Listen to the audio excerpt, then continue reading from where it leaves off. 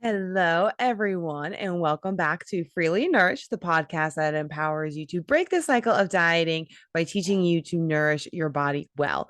My name is Erin. I am a registered dietitian and the owner of New You Nutrition Counseling, where we teach you to break free from the vicious cycle, the toxic cycle of diets. We help you improve your relationship with your body and ultimately your relationship with food so you can live a healthy and sustainable life, all while meeting your health goals. And today I have a bit of a fun snippet for you all. Sometimes we get a little political on this podcast and sometimes we don't, but I want to talk a little bit about the ways in which the patriarchy has influenced diet culture, and by way of that influence the way most of us think about our bodies. So if you know anything about me at all, or I guess even if you're brand new to the podcast, you know that I am an anti-diet dietitian. So I am not a dietitian that prescribes diets, even though that's what the name probably leads you to believe. I firmly believe that healthy looks different for everybody, and that there's never going to be a one size fits all diet that works for everyone. Generally speaking, any diet that has a name is restrictive and overkill in some way, shape, or form. I believe that the way to have a healthy relationship with food and the way to have a sustainable way of achieving health through food is that you have to allow for some wiggle room. And most diets kind of paint this like black or white picture that maybe is sustainable for you for a time, but is not going to be sustainable for you in the long run. It's too rigid. And that rigidity means that we are eventually going to fall off of the wagon, which, what do you know? Diet culture is waiting right there to catch us, be like, oh, you failed? No problem. We have another diet to sell you, or supplements, or whatever the case may be. So I don't stand for any of that. When I work with my clients one on one, we are working into the nitty gritty details of your life, your preferences, your cooking abilities, and kind of what nutritious is going to look like for you is probably going to be totally different than what nutritious looks like for somebody else. And the research supports that. The research really supports that. There are some kind of broad generalizations that we can make with foods, but by and large, it's not a one size fits all at all. And there's much more wiggle room than a lot of research even kind of leads us to believe, because a lot of times research is kind of in certain confines and done under certain pretenses that they make a very narrow conclusion, but it's not meant to be a broad conclusion. And unfortunately, thanks to the popular media and diet culture, it gets escalated well beyond whatever the original intent of the research was. So to all of that, we're going to talk about the patriarchy today. And how the patriarchy has really kind of fed this myth and this lie of thin bodies being ideal bodies, and even beyond that white bodies are ideal bodies, and things of that nature. So as always, when I talk about these types of things, if you are someone who, first of all, if that's going to, any of that is going to be triggering to you. So if talking about, bodies as they exist in various racial and gendered forms is going to be triggering to you, this may be an episode for you to skip. If talking, about how, foods and your relationship with food, if anything of that might be triggering for you, this may be an episode for you to skip. If you are somebody who's kind of, a little bit farther to the right politically, this may be uncomfortable for you to hear, but I do encourage you to still listen to it. Just because, not because I think, I'm right, you're wrong. I mean, I do think I'm right, but I think it's important for all of us to kind of understand the perspectives of other people. And I always, present my opinions are always backed by lots of data, lots of research, and in this case, historical context. So even if you don't wind up agreeing with me, I still encourage you to listen, simply because it will help you to kind of understand your fellow human potentially a little bit better. And I think that all of us could use a little bit more of that right now. That said, I'm fairly left wing, and I think most of my listeners are as well. So I understand if it's maybe not for you. I can understand that. So the patriarchy, right?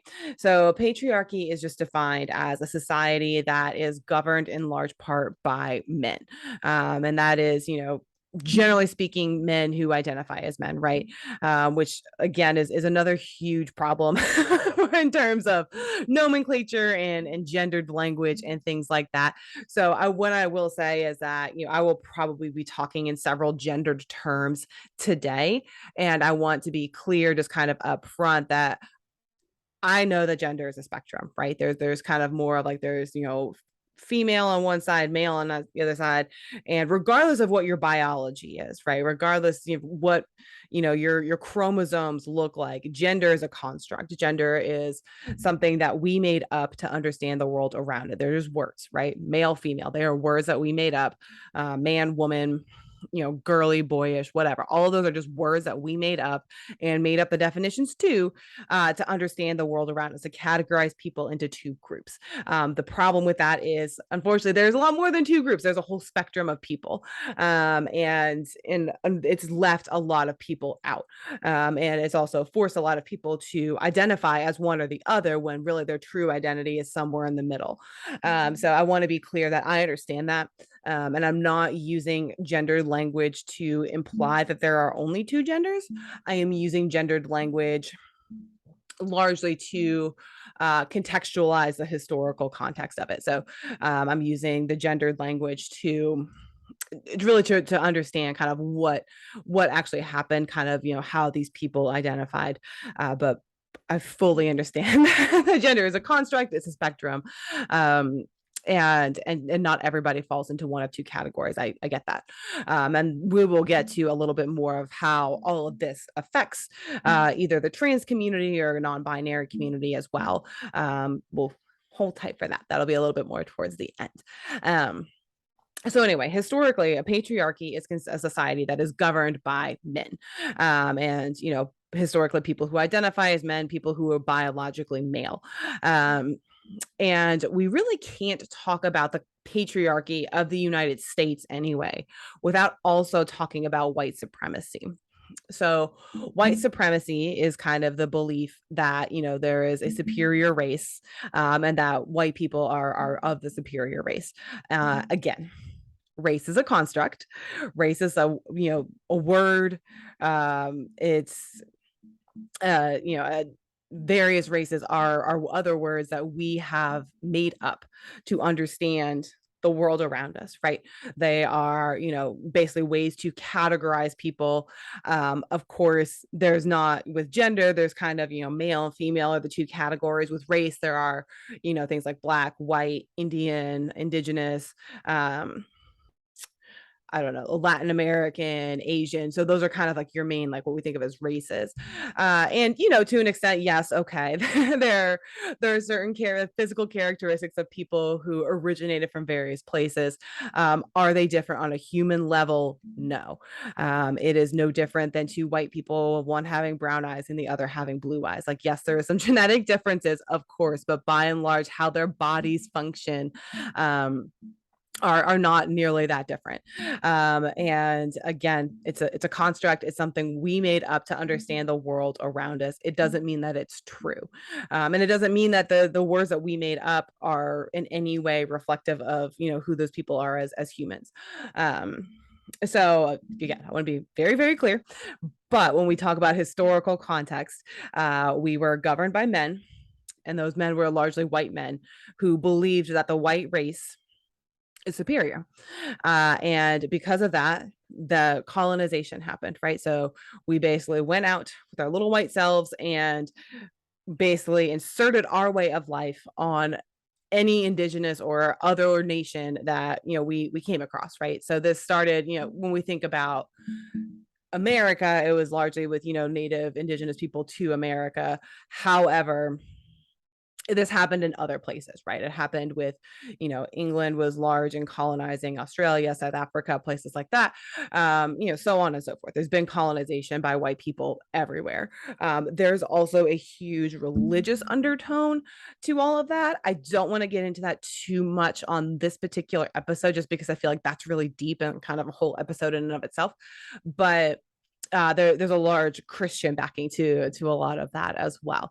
Um, and same with Catholicism and various Latin nations as well. So but again, we can't talk about the patriarchy, certainly not the patriarchy of the United States, without also talking about white supremacy and colonization, because that's basically how we got here, right? We took it upon ourselves to tell, other groups of people how to live their lives, right? Plain and simple. That's what colonization was. We brought civilization, so to speak, to them. Unfortunately, we destroyed a lot of matriarchal societies along the way, which is super unfortunate because there was nothing wrong with those societies. There was nothing wrong with the way they were living, and frankly, we had a lot more to learn from them than they probably had to learn from us. And I say us just simply as someone who's of white descendants. I'm sure that my ancestors were in there somewhere. Um, so it's unfortunate that a lot of culture and a lot of history probably got erased by way of colonization. And I am not a historian, but if you are, I would love to learn more about this topic, so please leave me comments so that we can discuss further. But the basics are, we thought that men were superior gender. We thought that white was a superior race, and we went around and told everybody that they had to live by those rules. And the problem with that, outside of just being sad and erasing and destroying other civilizations that lived in other ways, we also unfortunately got a lot of things wrong. So having such a strong white male presence dictated how we understood human bodies, right?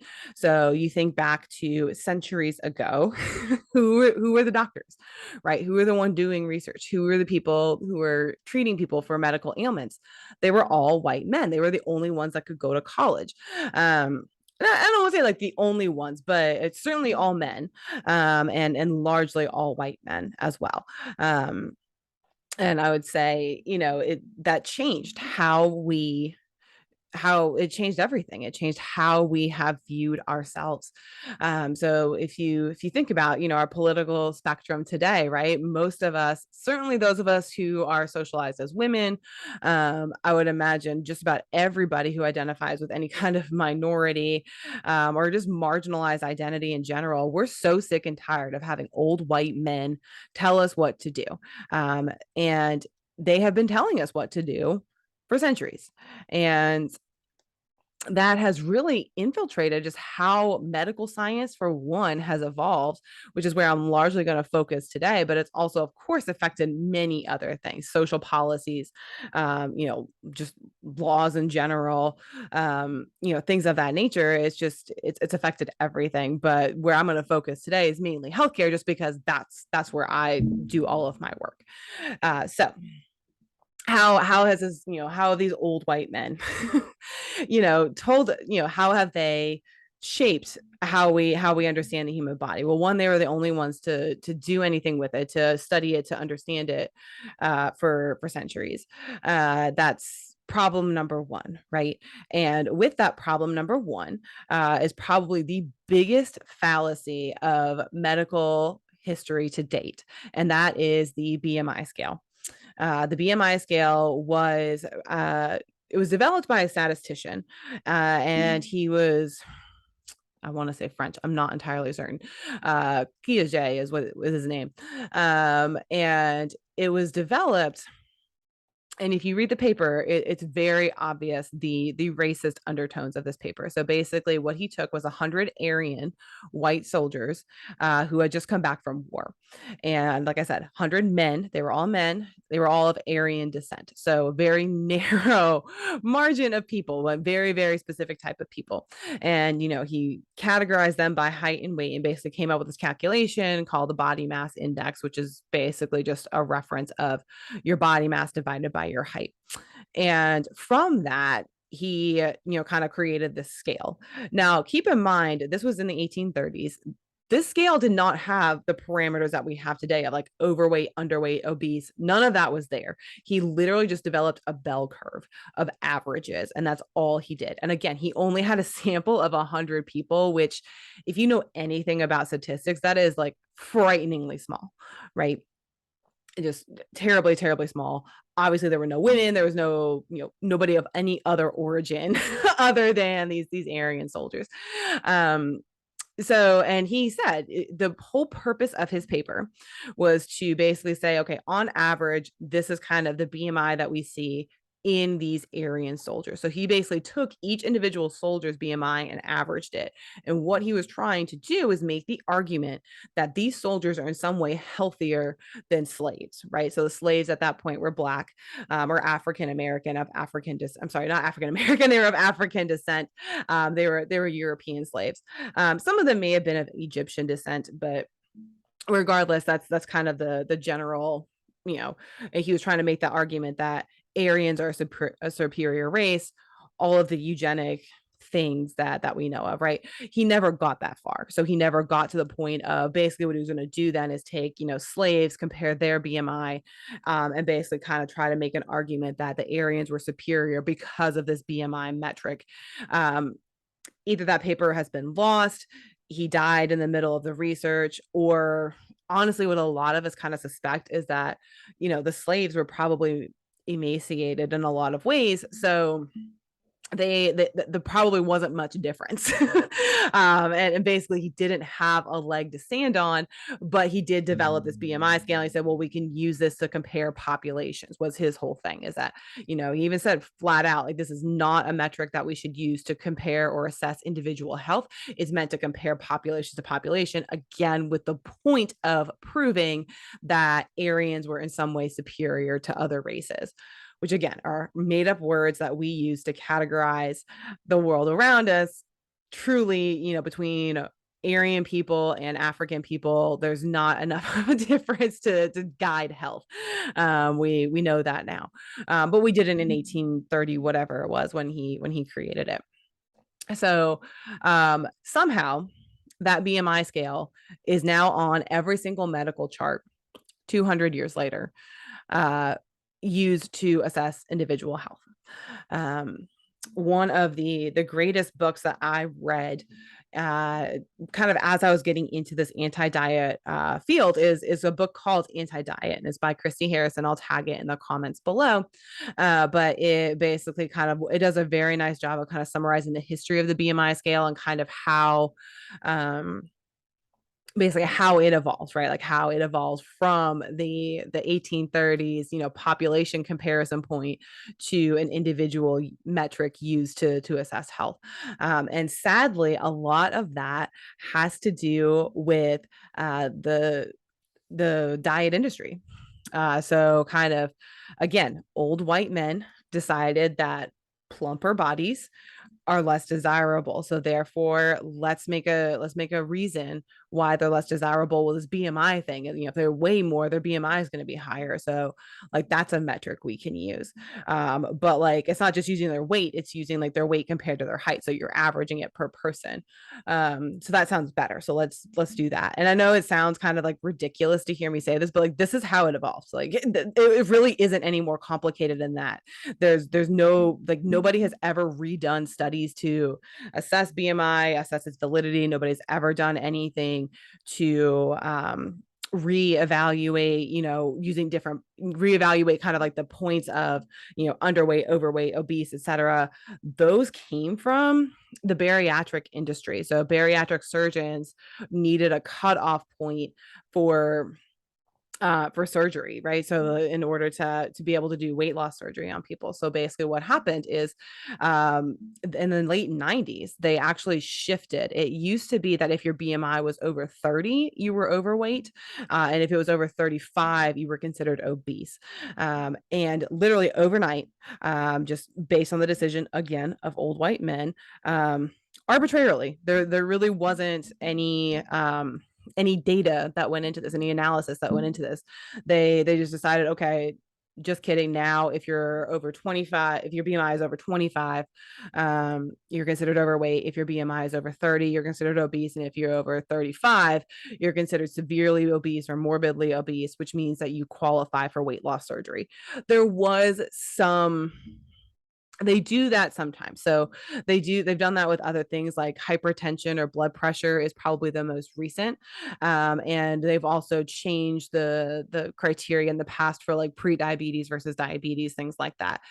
Basically what happens, it is very rare for them to change the classification at which a disease exists. So it is very rare to say, okay, an A1C of 6.5 now means diabetes. It's very rare for them to come back and be like, just kidding. Now it's 6.3 is diabetes. What they did is they created a new disease, so to speak, pre-diabetes, which means like, hey, we should probably start paying attention to this because what the data has shown us is that people who fall in this range, just slightly below the diabetic criteria, are at risk for developing diabetes. So they do some of that. And there was some of that analysis in the changing of the BMI. So kind of looking at comorbidities like, high blood pressure, high cholesterol, health outcomes overall. So there was some of that, but it was largely arbitrary. It was largely okay, these are now the criteria. We now have reason to believe that weights should be here, but they failed to provide that data. So to that end, in the late 90s, Americans went to bed overweight and woke up obese, right? So that's what happened. So kind of when you hear all of these things about like the epidemic of obesity and things like that, well, yes, but also it literally jumped because you changed the parameters, if that makes sense. So while there was some justification for it, a lot of times people say like, oh, well, over the last 10 years, the number of obese Americans has increased X-fold. Well, yeah, because you change the parameters. You can't say that sentence without also taking into account the fact that you changed the definition. So anyway, back to the fact that the BMI scale is trash, right? The guy who wrote it, I won't say it's necessarily trash, but it's not being used as it was intended to be used. And even as it was intended to be used was racist as all fuck. So, there's really no benefit to this thing at this point.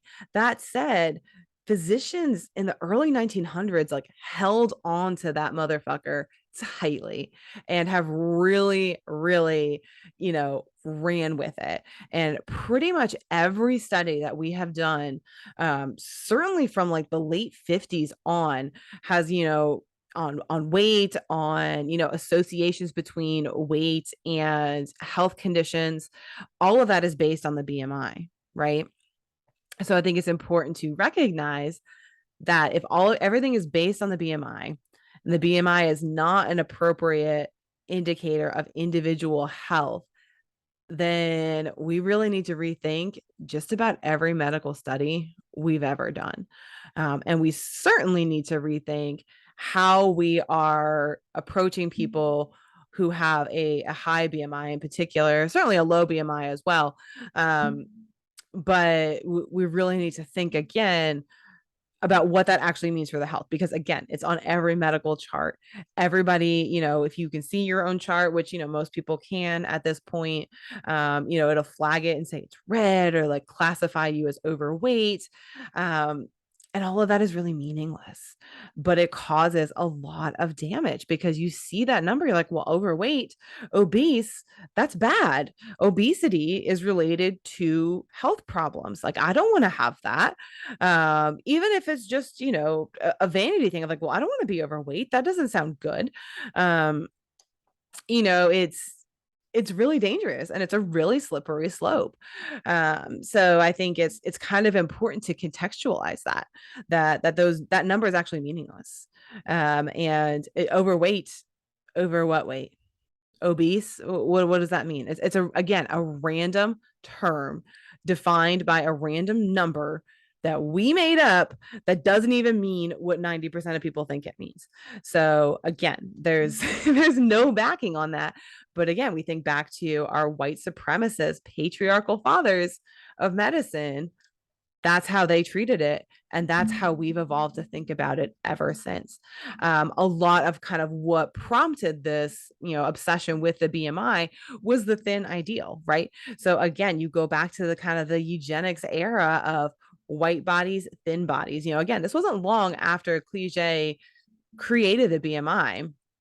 We still kind of had this, we had the Hitlers and, many others like him that very firmly believed that like whites were superior and that thin whites were even more superior.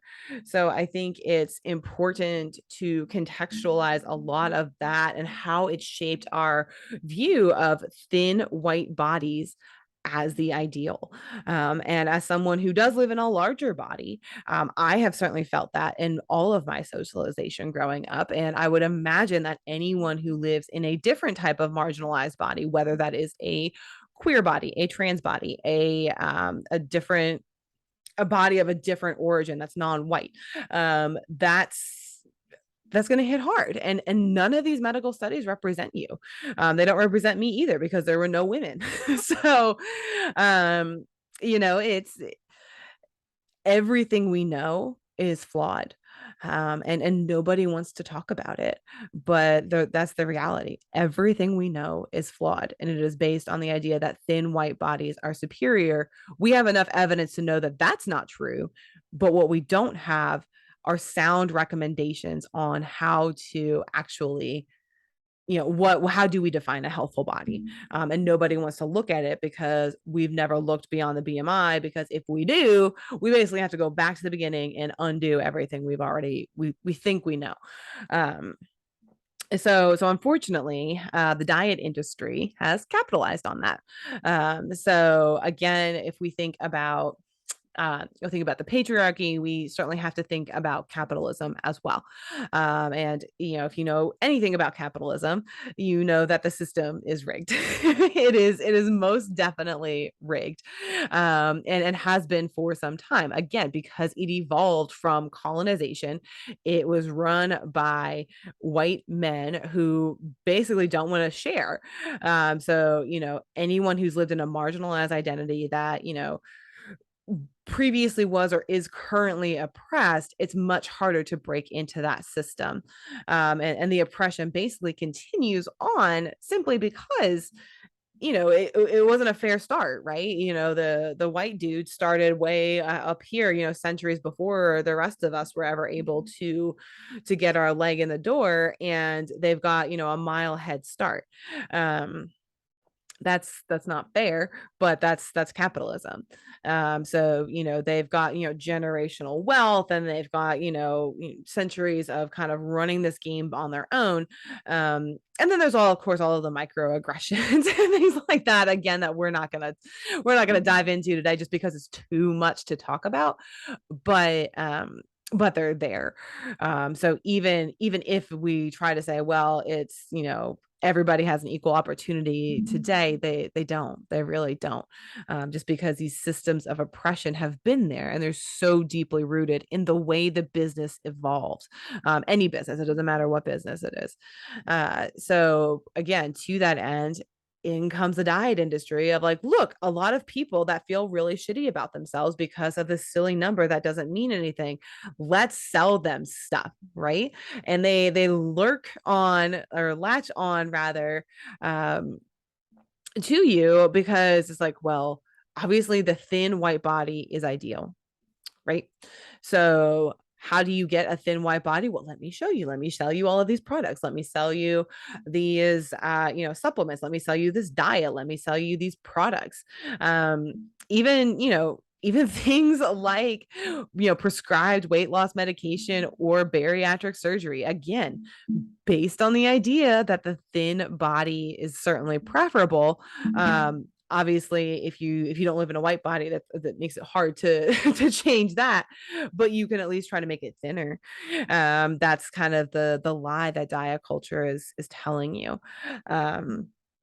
And that has led to, this huge mass of, billions of dollars. I think the last estimate I saw was about $70 billion a year is what Americans spend on diet products. Now, I don't know if that includes just like supplements and things like that, or if that includes like, going on various diets and kind of, spending, things like weight loss counseling and stuff like that. I'm not entirely sure, things like Weight Watchers and Noom and things of that nature, Nutrisystem. I'm not sure exactly what all they encompass in that, but $70 billion is a lot of cash. It's a lot of cash, which represents a lot of people trying to make their bodies smaller, all because a bunch of old white dudes told them they should be. Backed on very thin data that has anything to do with their actual health.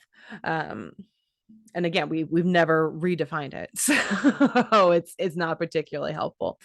And a lot of that has led to, we kind of caught on about 20-30 years ago. We're kind of like, this is kind of bogus. Like, you guys are literally just selling us trash.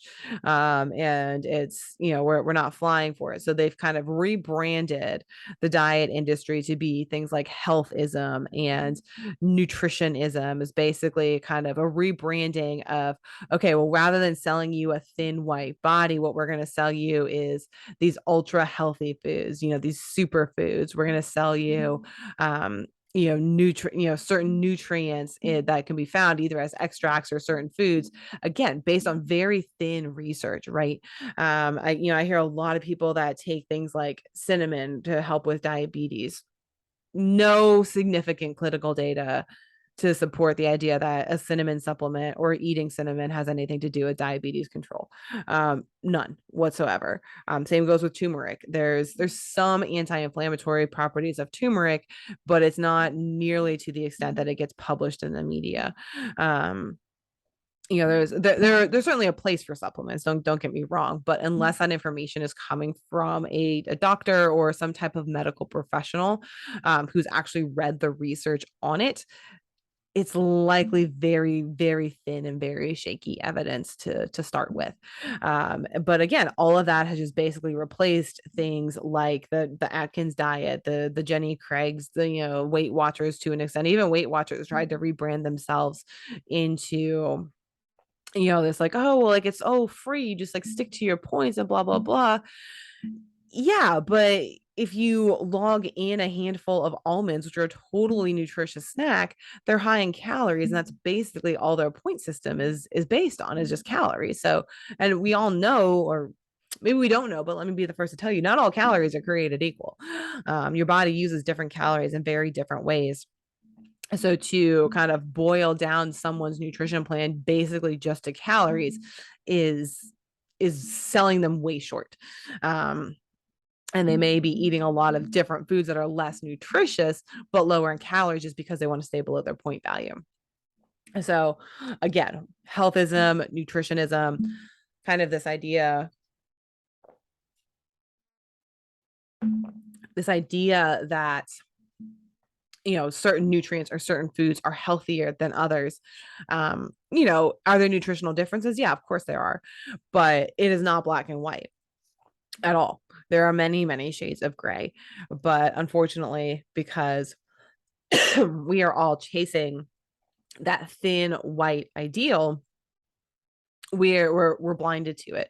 We're like, whatever's going to get me to that thin white person, whatever's going to get me under that unhealthy BMI category, whatever's going to get me to these false metrics of what I think I need to be because that's what society praises. I can't tell you how many patients I have with eating disorders that are praised for weight loss still, even though they at one point were so sick that they had to be tube fed, that they were hospitalized. They will, maybe unintentionally lose weight, but still get praised for it by people who know they have an eating disorder, mind you. It is just so ingrained in our culture that thin bodies are better. And that all came from the patriarchy. We can thank our fathers of medicine for that one. It is getting better. I will say that, newer grads and newer, younger physicians and things like that are getting better training and are starting to understand that some of this research that we've staked so much in is bullshit. But it's hard still. It's still a lot of people are having a hard time finding providers that validate that. So I know this isn't exactly the sunniest of episodes, but I do hope that you take away from it an understanding of where some of these things came from, and again, the utter understanding that it's a lot of it's bullshit. And kind of what we do know about health is that it takes, it's what you do most of the time. It's about big overarching trends, not minutia, nitty gritty. There's no one nutrient, there's no one food group, there's no